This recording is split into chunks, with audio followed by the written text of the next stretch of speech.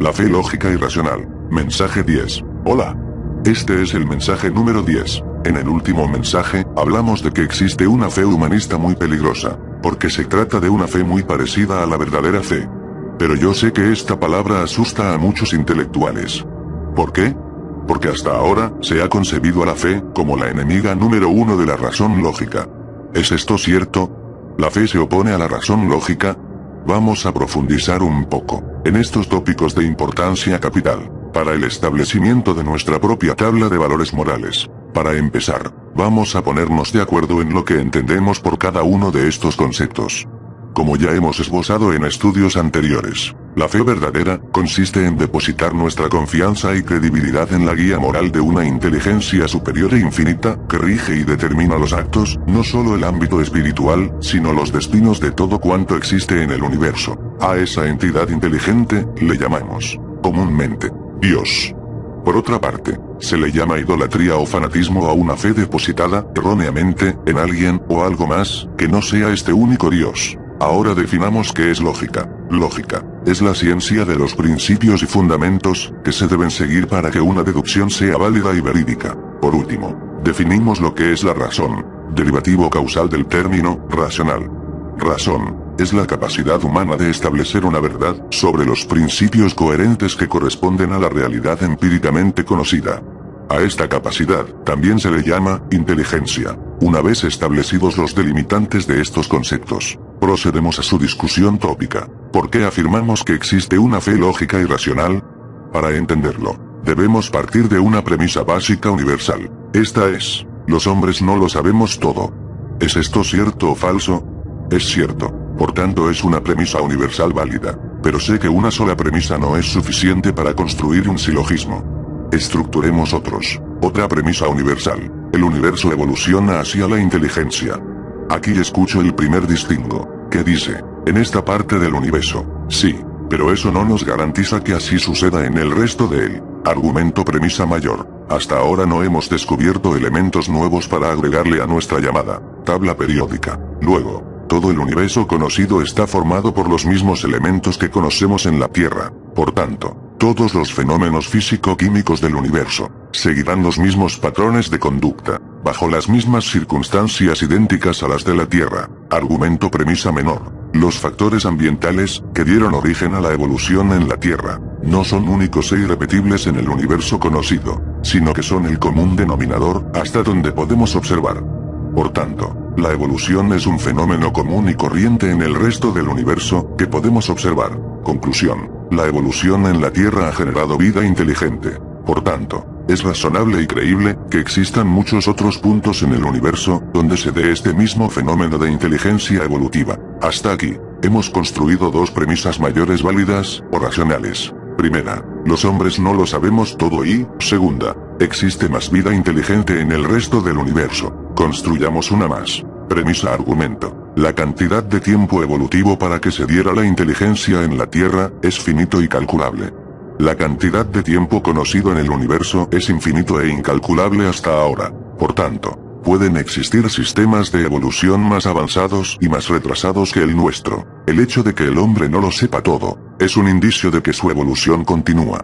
No tenemos evidencias concretas y concluyentes de que hayamos sido contactados por inteligencias más avanzadas, pero los más altos maestros de la moral y la ética terrestre nos han dicho que el hombre debe avanzar en la dirección del espíritu.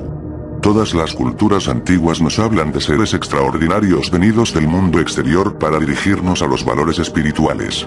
Pero todos estos maestros tienen una característica común: sus enseñanzas coinciden en que la vida inteligente no termina con la muerte o separación del cuerpo. Todas las explicaciones expuestas aquí nos hacen concluir que nuestra inteligencia y conocimientos actuales no bastan para tomarlos como fuente fiable de fundamento para construir nuestros patrones de conducta moral. Hasta aquí, tendríamos bases suficientes de lógica racional para fundamentar esta confianza en una inteligencia más avanzada y moralmente más racional de conducta ética.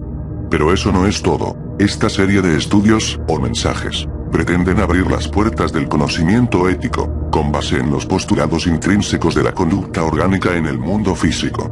Ya no se trata solo de las sospechas inducidas por posibles contactos externos inteligentes. sino de las bases mismas del comportamiento universal de la materia, en su visible proceso de evolución orgánica y estructurada. El fenómeno de la inteligencia o libre albedrío, solo constituiría un eslabón más, en la larga cadena de los fenómenos organizativos cósmicos. Desde esta perspectiva, el fenómeno humano solo representaría una transición temporal de adaptación orgánica a planos superiores de existencia, en forma energética, que llamamos vida espiritual. Es en este punto, donde el humanismo individualista pierde todo su contexto. No podemos, ni debemos evolucionar como células independientes y cancerosas, en un cuerpo de armonía absoluta y categóricamente necesaria. Y es en este mismo punto, donde nuestra confianza, o fe, deja de ser irracional para convertirse en la certeza inequívoca, que descansa sobre el fundamento de los hechos tangibles y concretos. Si la fe tuvo su origen en una intuición inexplicable de obediencia ciega, a los mandatos de un ser supremo, esta ha dejado de ser una mera sospecha, al ir evolucionando hacia el conocimiento certero y práctico, que propicia una mejor comprensión de las leyes que rigen en el universo concreto. Así como las necesidades de supervivencia, obligaron al hombre a formar sociedades cada vez más complejas. Asimismo, nuestro siguiente paso evolutivo requiere el imperativo categórico de la unicidad orgánica requerida para el ejercicio de nuestras futuras actividades espirituales. En esto se resume todo el mensaje crístico, oscurecido y deliberadamente alterado por las fuerzas oscuras, que se oponen al desarrollo y emancipación del ser humano.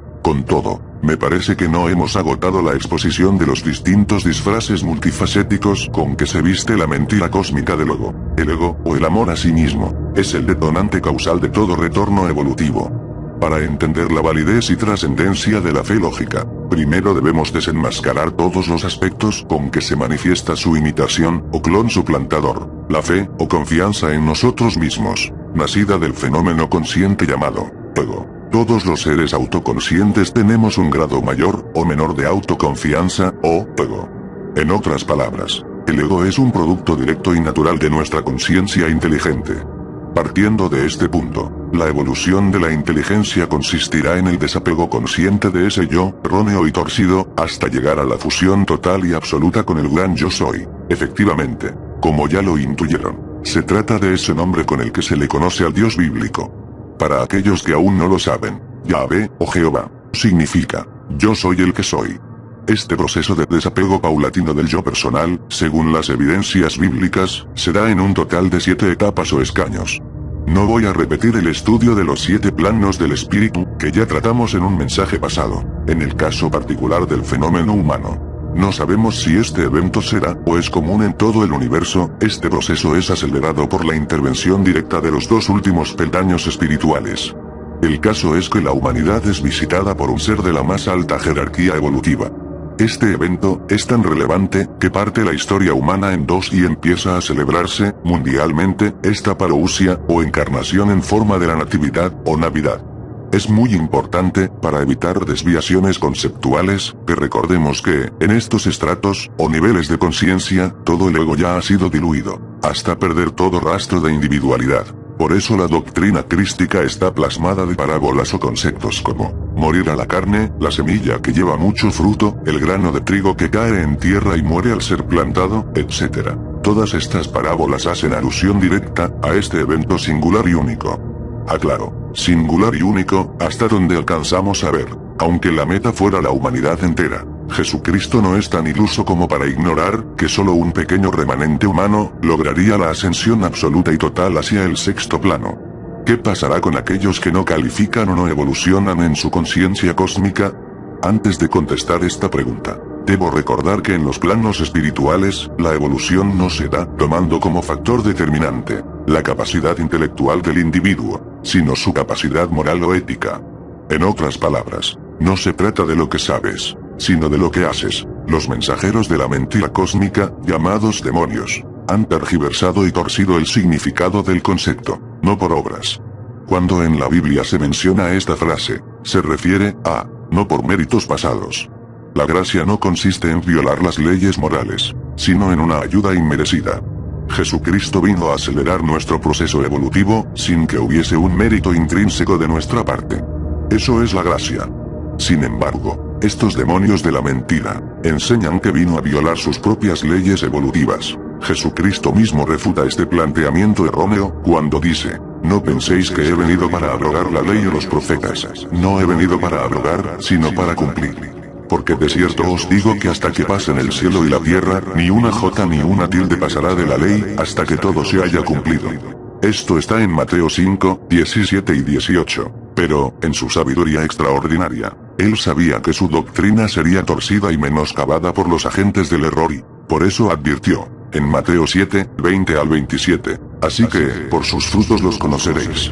No todo el que me dice, Señor, Señor, entrará en el reino de los cielos, sino el que hace la voluntad de mi Padre que está en los cielos.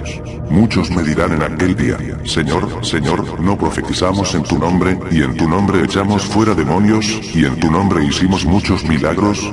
Y entonces les declararé, nunca os conocí, apartaos de mí, hacedores de maldad. Cualquiera, pues, que me oye estas palabras, y las hace, le compararé a un hombre prudente, que edificó su casa sobre la roca.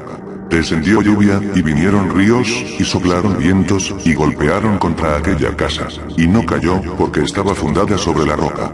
Pero cualquiera que me oye estas palabras y no las hace, le compararé a un hombre insensato, que edificó su casa sobre la arena. Y descendió lluvia, y vinieron ríos, y soplaron vientos, y dieron con ímpetu contra aquella casa.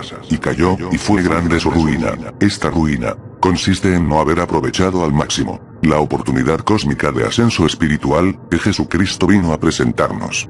La casa sobre la roca representa los hechos contundentes de nuestra conducta realmente fructuosa. La casa sobre la arena representa a los ritos inútiles de hipocresía religiosa que genera el error o el no entendimiento práctico de esta doctrina fundamental. Este tipo de explicaciones no se dan mucho en los púlpitos actuales. Esa es la razón de estos mensajes. No serían necesarios si la verdad se estuviese predicando. Lamentablemente, son raros y escasos los ministros de la palabra que emplean este nivel de explicación. Si mi finalidad fuera hacerme de una forma de vivir, ya hubiera fundado una iglesia o denominación más. Huelga decir que no me guía el interés mercenario o mezquino de ganancias deshonestas. La verdad es demasiado sagrada para venderla o ponerla a precio. En todo caso, les toca a ustedes juzgarme. Yo creo estar cumpliendo con una comisión divina de aclarar a todos cuál es el verdadero sentido doctrinal del mensaje cristiano. Si estoy equivocado, el juez supremo hará justicia. A estas alturas de mi vida, prefiero ser acusado de ineficaz que ser acusado de desobediente. El apóstol Pablo dice, en Gálatas 3, 23 al 25, pero antes que viniese la fe, estábamos confinados bajo la ley, encerrados para aquella fe que iba a ser revelada. De manera que la ley ha sido nuestro ayo para llevarnos a Cristo, a fin de que fuésemos justificados por la fe. Pero venida la fe, ya no estamos bajo ayo. De la misma manera, ahora, parafraseando a Pablo yo diría, pero antes que viniese la verdad, estábamos confinados bajo la fe, encerrados para aquella verdad que hoy se está revelando.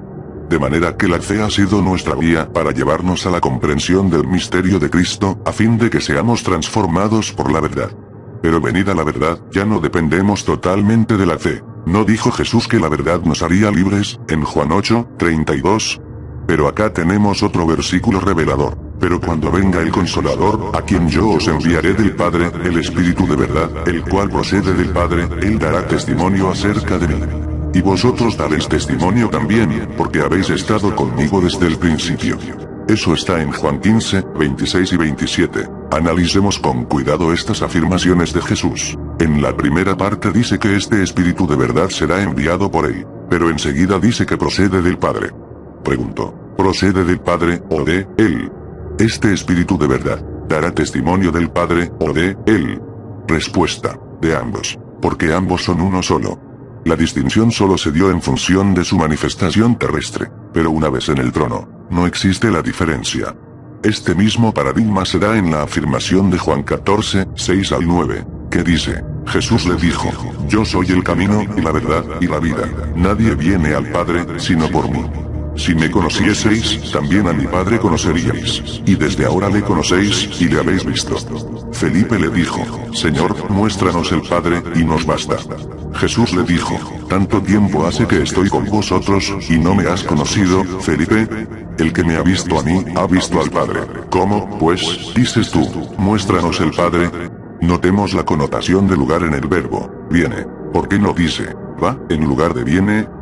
Él mismo lo aclara y explica en los versos posteriores. Ningún personaje en la historia se ha atrevido a decir que Él es el camino, la verdad y la vida, solamente Jesús de Nazaret. ¿Por qué? Como ya lo hemos explicado, la función de los tres grandes niveles de existencia, la materia, la inteligencia y el espíritu, convergen en un solo punto de evolución total, el gran Yo Soy Salvador. Ese es el significado de la palabra Yahshua. Solo Yahshua puede decir eso de sí mismo. Ni María, ni José le escogieron el nombre a Jesús. Ese nombre que es, como dice Efesios 2, 21, sobre todo principado y autoridad y poder y señorío, y sobre todo nombre que se nombra, no solo en este siglo, léase siglo, sino también en el venidero. Les fue revelado por un mensajero del cielo, cuando le dijo a José, y dará a luz un hijo, y llamará su nombre Jesús, porque él salvará a su pueblo de sus pecados. Todo esto aconteció para que se cumpliese lo dicho por el Señor por medio del profeta, cuando dijo, he aquí, una virgen concebirá y dará a luz un hijo, y llamará su nombre Emmanuel, que traducido es, Dios con nosotros. Eso está en Mateo 1, 21 al 23. No necesitamos saber hebreo para entender que el ángel está dando, junto con el nombre, la definición del mismo, a manera de conclusión, como lo profetizará Habacuc 2, 14. Porque la tierra será llena del conocimiento de la gloria de Jehová, como las aguas cubren el mar. Esto está empezando a suceder ahora mismo. Dios nunca ha sido un Dios oscurantista y enemigo de la racionalidad que Él mismo puso en el hombre. Es el hombre quien ha sido incapaz, hasta ahora, de comprender el abstracto mundo de las verdades divinas. La intención de Dios nunca ha sido mantenerse en la oscuridad y el anonimato que genera la ignorancia por discapacidad humana, sino que ha estado esperando, paciente y amoroso, a que pase la adolescencia, rebelde y alocada, de aquellos que heredarán su reino. ¿Eres tú uno de ellos? ¿Eres tú uno de esos que pueden intuir la verdad plasmada en estas disertaciones?